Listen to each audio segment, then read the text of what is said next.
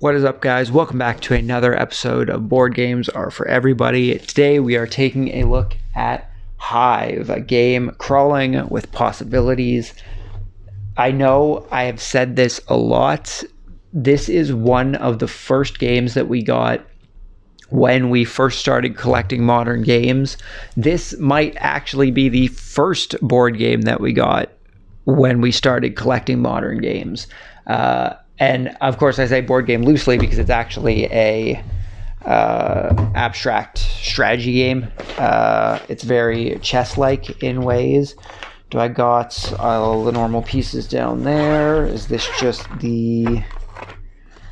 It is. I think this is just the expansion, so we will talk about that in a sec. But we will go over the main things first.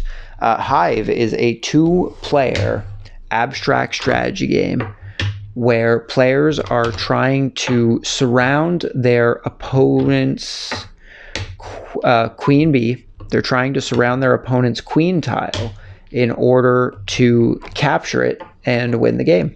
Now, each different tile has a different movement set that can be used to make your way to victory. I was trying to think of a good way to describe that, and it just didn't come to me. Each different tile has a different pattern of movement that can be used to help capture your opponent's queen.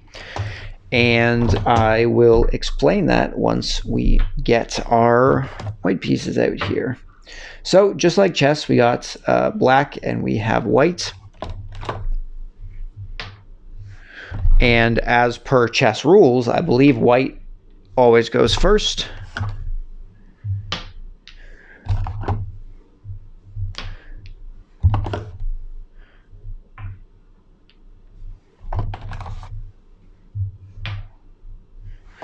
Alrighty, so we have our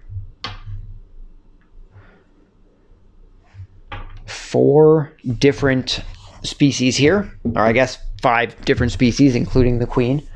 We have the queen bee, which is the tile you're trying to protect throughout the game. You don't want your opponent to get all 6 sides of the tile covered. If they do that, you lose the game. And you need to remember that your pieces also count. So say this is how things were set up, which won't happen, but just as an example, these 2 black pieces would count as surrounding the queen. So if the white player got 4 pieces here, then the black side would lose. The queen is what you're trying to protect. It can move 1 space on any tile. The way that things move is by tile space, so each connecting tile, but you have to make sure that nothing's blocking it. So like say you had a setup like this, for instance, you can't just slide into that spot because you can't slide in without knocking stuff out of the way. However, if it was like this here, you could still slide in because you can slide that piece in without knocking stuff. So keeping that in mind while we go through this. That's what the queen does. They can move 1 space in any hexagon next to it. Ants are allowed to move to any space on the outer row that it's connected to. So say our ant is right here, connected to the bee. It can move to basically any spot right now. It could move here, here, here, here, here, here, here, here, here, here, here, here, here, here, here, here. That's it, or here. So it can move to any space that isn't connected. The spider is allowed to move 3 spaces connected to anything. So if it was right here, it could go 1, 2, 3. And that is how the spider moves. The grasshopper doesn't actually move any spaces. What the grasshopper does is from the place that it's at, it can jump to the opposite side of the row that it's on. So it could have either gone here, it could have gone here, coming across like this, or it even could have come here if it wanted to come here, just jumping across like this, as well as right there. You should have to make sure that you're going on a straight line from wherever the grasshopper is. And last but not least, the beetle is similar to the bee in that it can only move one space. However, the beetle can also use its movement to jump up on top of the tiles. So while on top, it prevents the piece underneath it from moving, and on the turn you can continue moving up on top of the tiles, or you can choose to move down, so long as you're only moving one space with the beetle during your turn. And that goes over all the pieces we have. So getting into a game quick, the way it works is that you are allowed to place any tile that you want to start. However, you have to place your queen down within the first 3 moves of the game for both sides. So say the game started and someone wanted to start with their beetle, put the beetle out. Let's say black started with the spider. This is the only time in the game that you will have your tiles touching each other when you're placing them down. From this point on, anytime you place a tile down, movement is a different matter, but every time you're placing a tile down, your tile has to be touching one of the white sides and cannot be touching a black side. So you wouldn't be able to place your grasshopper here because it's also attached to a spider. However, you could place it in one of these 3 spots here. And then the black side would also do the same. And now, because both players have played 2 pieces, 2 tiles each, they both now need to play their queen, because you have to play the queen within the 3rd movement of the game. So this is pretty well our starting hand, I guess, is the best way I can think of it, is our starting placement after turn 3. This is kind of where the game's gonna start going. You're gonna start placing pieces down. You're gonna start trying to capture your opponent's queen. Typically, I find a really good strategy is using the ants. So like, start getting ants out. And the good thing about the ants is that they can move to any adjoining space. Now, like I said before, when you're moving a piece that is already on the board, you don't have to worry about the connection thing. That's only when you're placing new tiles onto the board. So, to go over what's happening right here now, because we put our ant back here, not only can we, well, let's place a piece down here. Let's say this guy decides to put the spider here. Not only can we start placing pieces here, kind of getting closer to the queen on the opposite side, but we've also stopped our opponent from being able to move this ant right here to any other space, because you are not allowed to leave tiles stranded when you make a move. So you're not allowed to cause tiles to be stranded. So we have more or less trapped this ant, which is good for us because, like I was saying before, I find ants very helpful indeed. So from this point, we would be continuing back and forth. It is now the black player's turn. I'd probably hop up like this to get over here. Black would probably want to get rid of this ant, so that's gives some space, some breathing room to its queen there. I'd probably well, it's not like we can do much here because they can't split that. So we really don't need to use a beetle in order to capture the queen there. But let's just say that I started piling up some more ants here.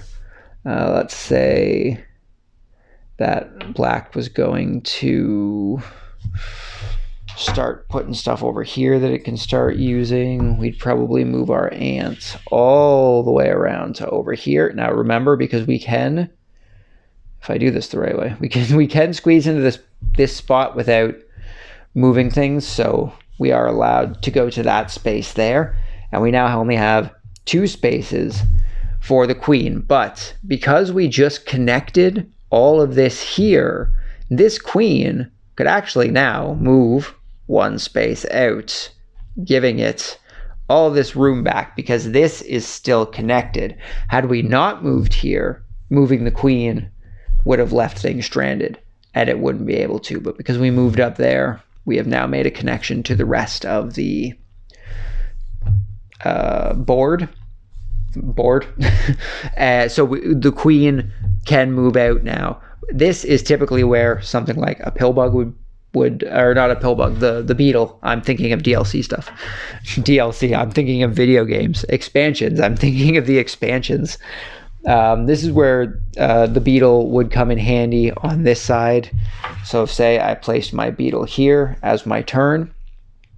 Let's say this grasshopper wants to hop up this way. So we come up with our beetle here for our turn. They're going to place an ant. And then say we move on top of the queen here.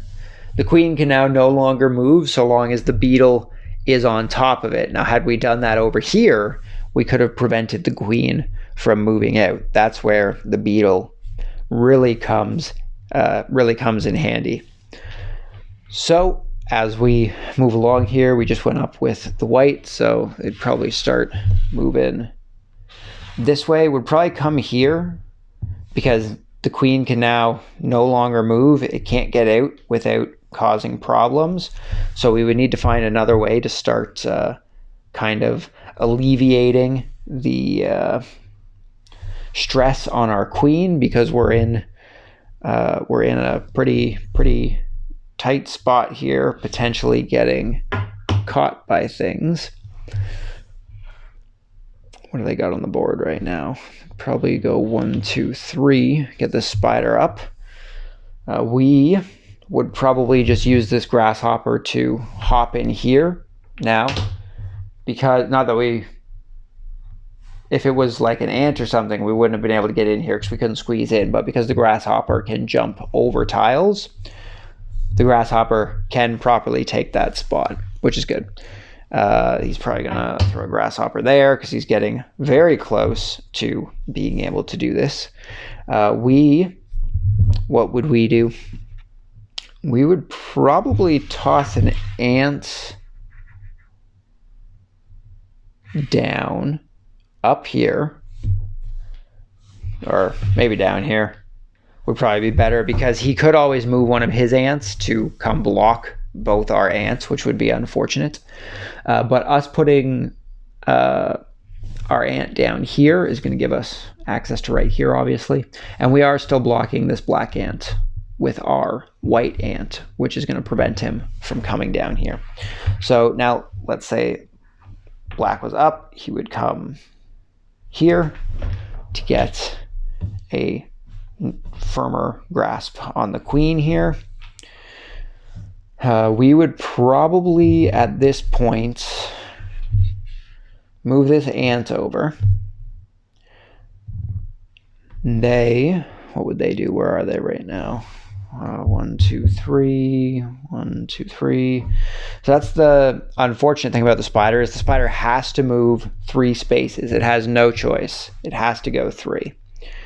Do I have somewhere? I guess I could put it here. We'd be able to do. We would probably do something like this. Get this guy down. He would do this. We would probably hop this grasshopper. And he can't move his ant to do this, which is good news for us, That's good news for us. But he'd probably do something like this. Put this here, because then next turn he can just move over 1 unless we prevent that from happening, which would be to move our ant. Don't know if we can get it here. He can still get in like that. We would have to move it right here would work. So while we did free up this ant, he actually can't get in that space, because if he were to move here, it doesn't fit in without moving the pieces. So that would be an illegal move. So going here is the best place to prevent our queen from unavoidable doom from this beetle or this ant. So it would be back to their turn because they didn't move the ant here. What would probably happen is they would probably shift this grasshopper over here. And then our turn, we'd have to stop them from getting in here somehow, because this would close it off. Obviously, this spider wouldn't be able to get in here. However, this ant here can indeed move over there. So what we would have to do is we would need to find a way. I don't know if there's a way to block this. Is there a way to block him from getting in? Is that the correct move right there? That would be the correct move there. So we would probably move our ant right here to stop him from getting in, because the same thing that would have happened on this side is going to happen again up here. So he wouldn't be able to move in there. So from this point, what he would probably do is bring this beetle up, maybe trying to get into this spot with the beetle.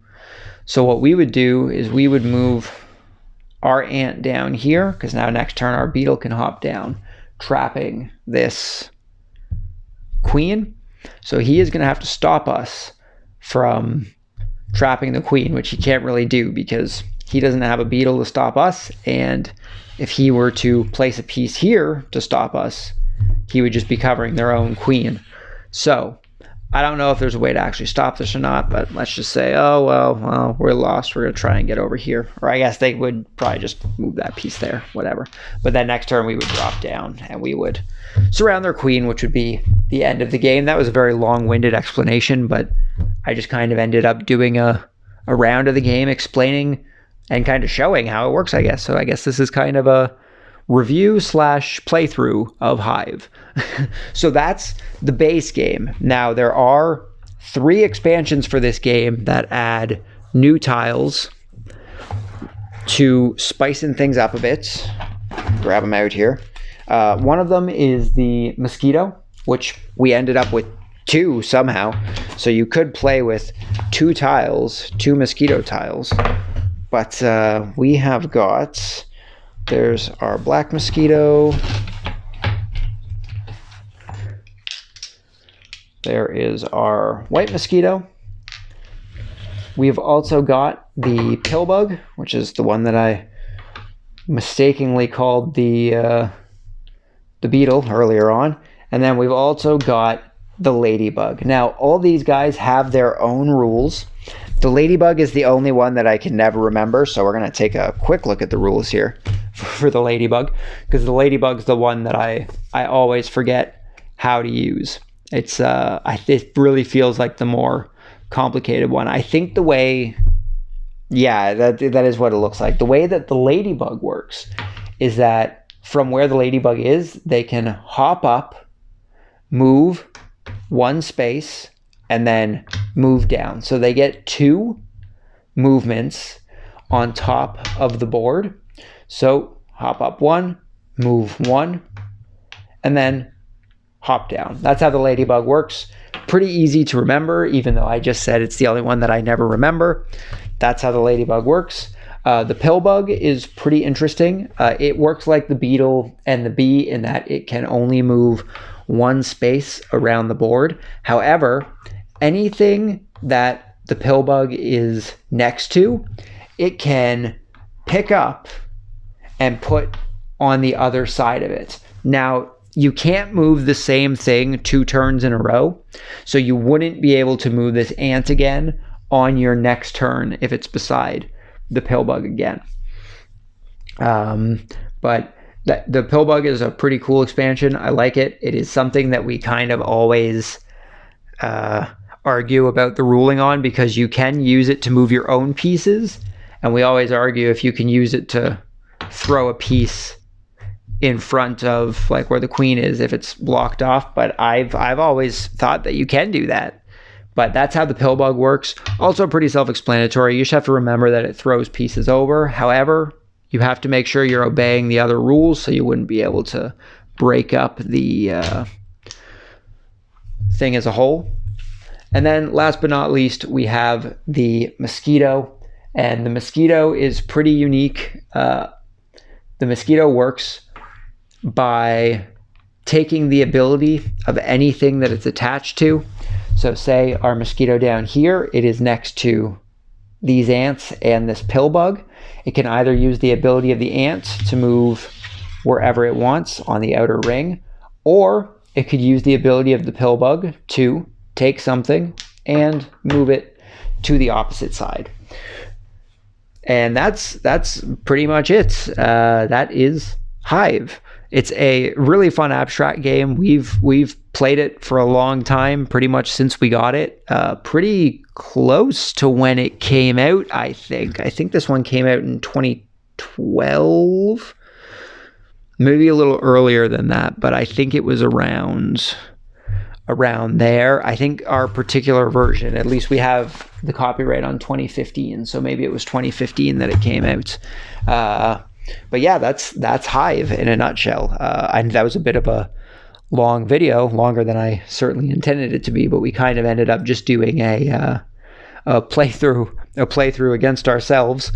Kind of what you did back in the 90s. If you had no one to play with, you would just play a board game on your own, playing both sides. But that is Hive. Hopefully you guys enjoyed this video. Hopefully you've maybe gained an interest in Hive. I actually really enjoy abstract games. It is something you will probably see a lot of while we're going through these. If you have played Hive, let me know what you think about it. Do you like it? Do you not like it? How come? What are the reasons for liking or disliking the game? Has this video given you an interest in possibly picking up Hive, or maybe playing it online, or finding a friend who has it?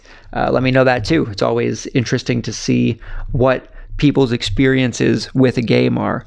But yeah, until next time, hopefully you guys enjoyed this video. Hopefully I will see you all next time. But until then, just remember that board games are for everybody, and I'll see you all then. Peace.